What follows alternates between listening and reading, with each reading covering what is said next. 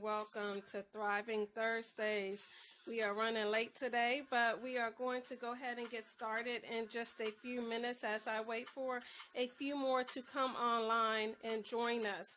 So, welcome to Thriving Thursdays. Welcome to almost the weekend. Yes, I am super excited about getting to the weekend. I don't know why I'm looking forward to it, but it's just something about being able to relax.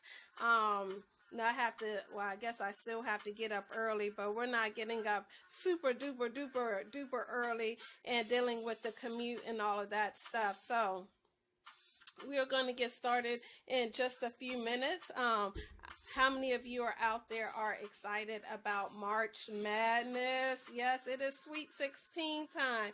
It is tonight. I think there's a game already on. Florida State is playing. So who are my Final Four that I want to win? I know I want the Final Four to be UNC and Virginia.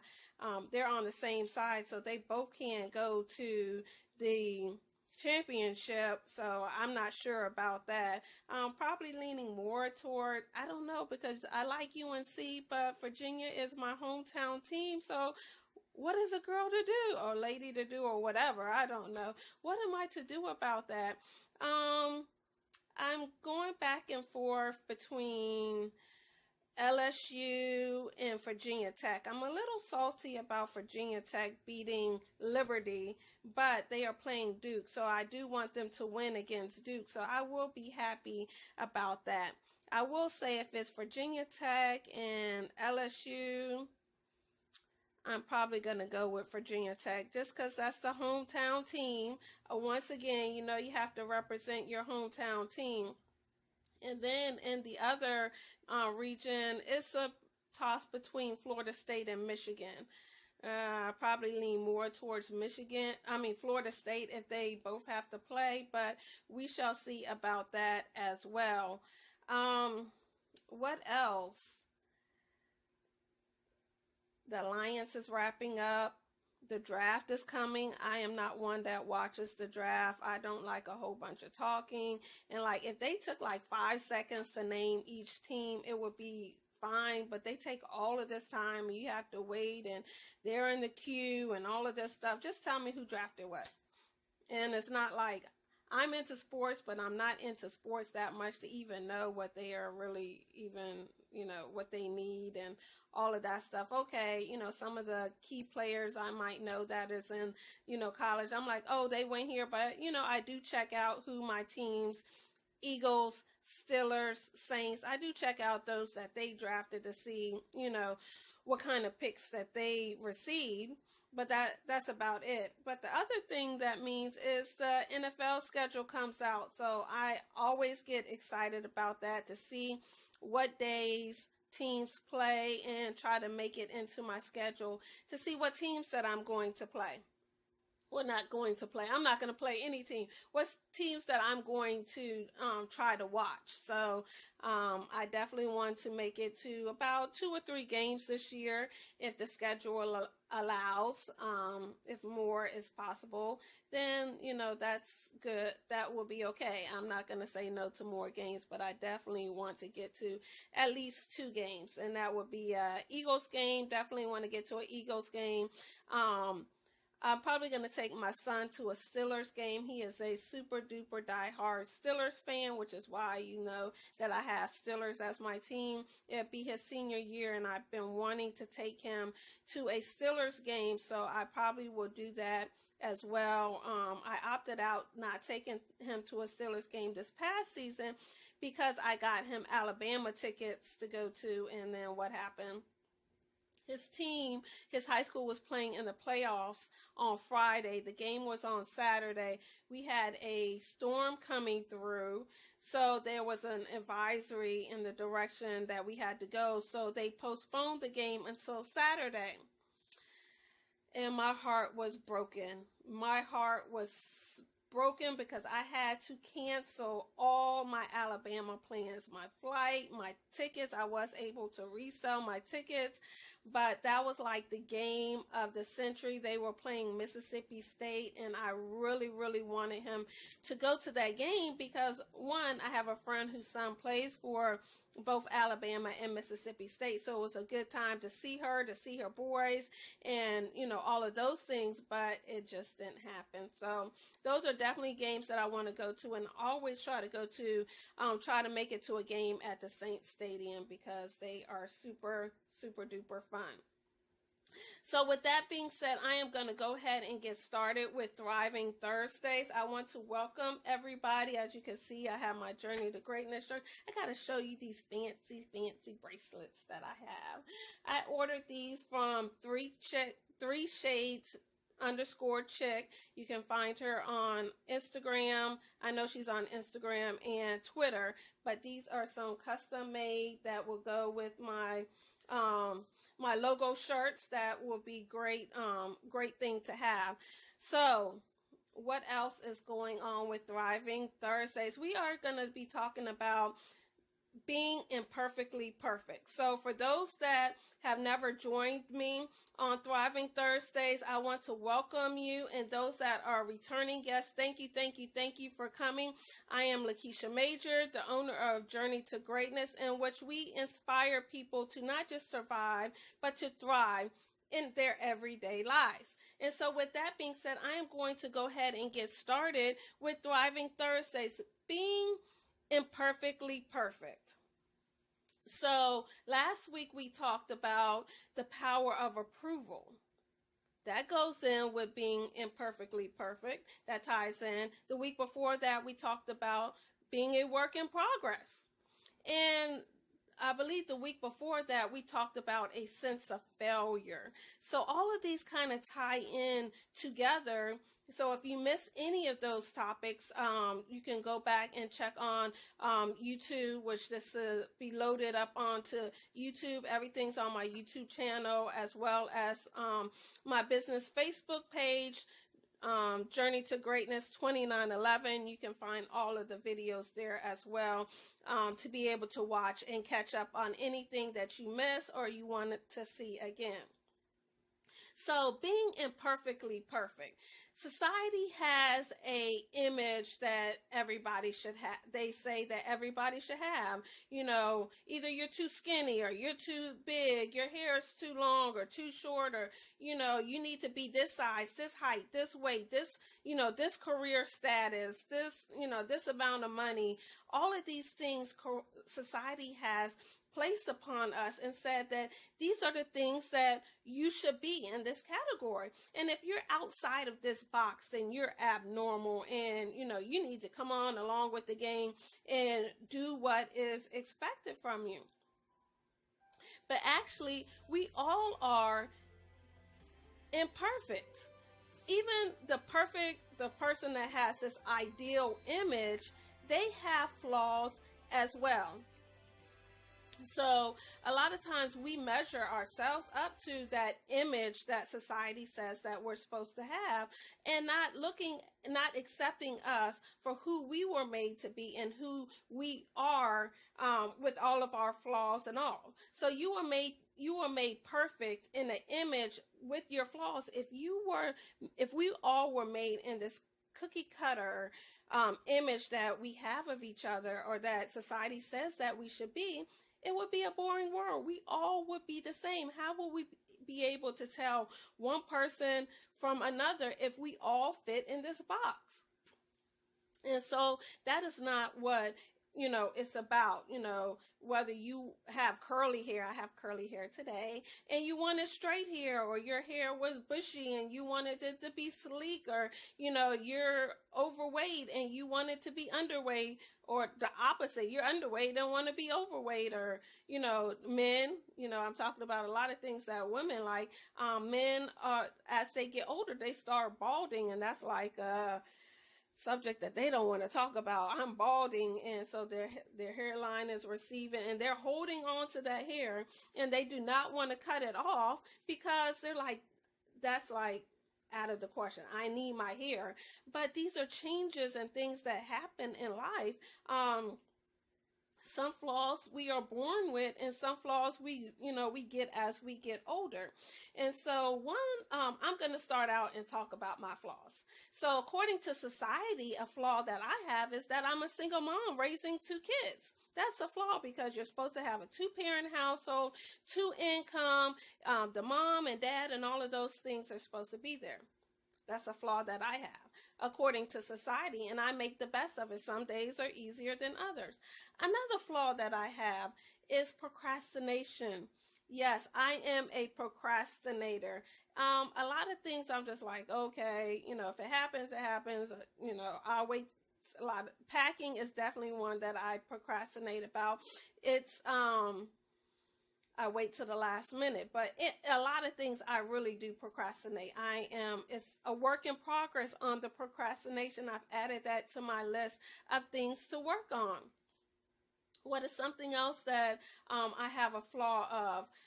As you can see, because we are talking about being imperfectly perfect, I didn't do a full face makeup like I normally do. I cover my eyes, and I did put a little on my eyes and my eyebrows, an accent, a little gloss on my lips, a little accent, but not a full-fledged face. So but this is how you will see me on a normal day basis. Sometimes I go out and I have my face beat and I'm like ready to go to the world, but I am what you call a soccer mom, a football mom, taxi mom. I do not feel like all the time dressing my face up. This is me. This is 9 times out of 10 when I'm going to work, I'm going out, I'm going to any of my kids' stuff.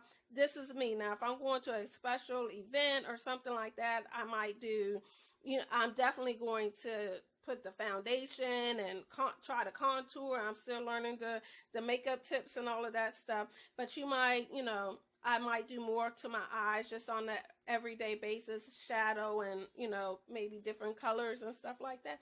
But one imperfection, if you can see, my eyes are really dark under here. That's because I don't get a lot of sleep. I'm going, and I don't go to sleep, I pass out. So I could pass out sometimes at 9, and I could pass out sometimes at, 1, 2 o'clock in the morning. If it's at 9, that means I am extremely, extremely tired. I might not have had anything going on that night, or if I did, I sat down and fell asleep in a second, and I passed out at 9, and 9 times out of 10, I'm going to be up at like 12 for a couple of hours if I do that. So this is a lot of tiredness going, the life that I live isn't an easy life for people because I go. This is not much rest time. It's not much break time, but it's one person, which I spoke about that last week, being one person that has to be in 50 places at one time. And so another flaw is if you see the dark here, then I have another complexion, which I call the skunk look, and then I have a complexion here. So then when I put my makeup on, it's like an even tone that I have going on. So I say that this is from sleep, from lack of sleep, and the skunk is from the tears that I cried at night, for many nights that I cried because of whatever was going on. So as you can see, I probably cried a lot because all of this is a different color. So that's an imperfection in me, and sometimes I'll take a picture, I'll like delete it. Nope, because you can see the 3-tone here. If you can't see it as much, I probably will post it, but that is an imperfection that I have in myself. And sometimes I'm okay with it most of the time, except if I'm trying to post one of them glamorous pictures that, you never know who might see it. Then, I might not do that. So that's an imperfection. What else is an imperfection? For a long, long time, I had an imperfection with women. As you have kids, your body changes. So I used to carry around what we call baby weight. That stomach, and I would just say it's baby weight, it's, whatever, I'll lose it. It was so big that people thought I was pregnant. And so at first they'd be like, no, I'm not pregnant. It's just baby weight. Baby weight is what you would say, till it got to the point where they would be making comments, oh, you're the most beautiful pregnant woman I've ever seen. Some lady came up to me and rubbed my stomach like, oh, you're so beautiful. Oh, you're so cute, pregnant. I'm like, lady, I am not pregnant. This is baby weight. And so that really had me exercising. I'm like, if people are starting to one, you don't touch people, but two, it started to really weigh on me. So I really started exercising, and I was losing weight everywhere else. My stomach was still standing there, saying the same. So when I had my yearly appointment, I asked my doctor, I've been working out and, all of these things. And he was like, you're doing nothing to your stomach. Your stomach is going to be like that unless you have surgery. Your muscles, there's no elasticity in your muscles, so you're just moving air around. And your muscles are split 3 inches apart, so you're not doing anything but just wasting time. And then I also had a hernia as well, and near my navel. So, hernia, I had a hernia. I had to make sure I said it right. Near my navel. So then that caused me to say, do I want to live like this for the rest of my life, or do I want to make these changes? And so, I made the changes, one, because mainly because of the hernia, but two, because emotionally, mentally, I should say, I was drained from people always asking me, am I pregnant? And I wasn't. I've already had my 2 kids, and by this time I think my daughter was at least 2, so I could say it was baby weight. So I did that to fix that situation. So there's a lot of imperfections that we have that, technology, science, and all of those things can fix it. Another imperfection that I've had for a long time, and this is something that I have been in denial. I was in denial for years, but I was able to start accepting it, but still kind of in denial, like, ugh. So I found out that a couple of years ago, that I have mild to moderate hearing loss in both of my ears. So if you're ever talking to me and I'm like, huh, what did you say? I really can't hear you. So I miss a lot of conversations because I just can't hear what the person is saying. I get tired of saying, oh, what did you say? Can you speak louder? All of those things. So I can hear a lot, but at certain tones and in certain environments that I can't pick up what you're saying. And so I went and, had my hearing checked, and that a few years ago, and that's when they told me that I had, and I'm like, okay, I'm in denial. It'll get better. And then probably about a few years after that, I went in again. I was like, okay, I need to check on this. I'm really getting tired. And so I went to the doctor, and she was like, well, you're going to have to pay everything up front. And then your insurance can reimburse you for, the amount that they're going to cover. And I was like, okay, with all that I have going on, anybody that knows about hearing aids or anything like that, you know that they are a pretty penny. Not a pretty penny. Add several zeros to that pennies. I would just say that they are really, really expensive. And so I'm just like, okay, well, one, I'll start growing my hair out. So, my vanity in it, nobody will really know, but they're so small that you can barely tell anyway. So this last week I got an email, and I normally don't look at emails from the insurance company because they're kind of like a lot of spam. But I got the email, and it was talking about discount hearing aids. I was like, I just opened it and looked at it, and come to find out my insurance pays probably 98% of the hearing aids. And so I was like, I really don't have an excuse why I can't go and get it done. So what did I do? I went and got retested this week, and, talked to the audiologist about my options and stuff like that. So that is a flaw or imperfection in me that I'm still learning to grasp. Like, I was like, I'm going to do this. It's going to be okay. And then I get into the office and I'm like, oh, I really need this. I don't need this. I can really go without, type of thing. It's still a scary thing for me. So that's imperfection that I have that I am still trying to get a hold of, get a grip of, get acceptance of. So we all have imperfections. I just talked about some of my imperfections, and you have imperfections as well. And so it's just getting to the point of you being comfortable knowing that you're imperfectly made perfect. You are made the way that you are supposed to be. And yes, there are some things that can be enhanced, like my hearing. I could get the hearing aids, the black eyes and the 3-tone. I can do the makeup, but there's some things that they're just flaws and they can get better, but would they ever totally go away? Maybe, or maybe not. But what makes us unique is our flaws, is our imperfections that we have. That we are cut from a cloth, and that cloth was thrown away after you were made from it, because there is nobody else that is made just exactly like you. Even twins aren't made the same. They might have the same DNA, but there's some things that are different in them. They have different interests, and all of those things to think about. So I want to give you a perspective or a thought, food for thought. So as you look behind me, you see my background, which is, my son's jerseys, my daughter's cheer outfit, because they finished cheer. And so I'm in what I call is the Hall of Fame studio. So I hang all of my stuff up. So with you looking at what, for those that can see, behind me, it looks like that that things are backwards, that I put the numbers up, I framed them backwards. But that's because that's the eyes and the lens that you were looking from. That is your perspective of what your eyes are seeing.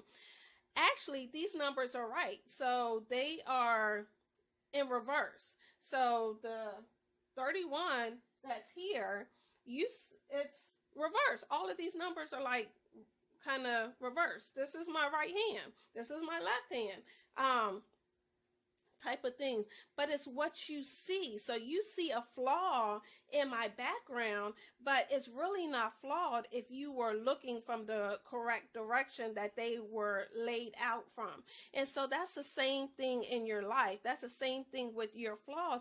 It's all in the lens that you are looking at it from. Is it really a bad flaw, or is it just you are imperfectly perfect? You are perfect the way that you were made. So think about the background and how it looks flawed to you, but to somebody else, it may not be flawed. Another example is you could have a favorite store that you go in, or a store that you just go in, and you go in and you see something and you love it. You love it. I'm going to get this.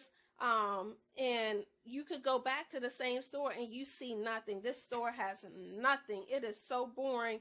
I do not want to be in this store. Well, what happened? It was this perspective that you had of the store. It's the perspective of what you had of what you saw in there, because the next person could come behind you and they could have a cart, basket full of stuff. Oh, I'm getting this, I'm getting this, I'm getting this, I'm getting this, I want this.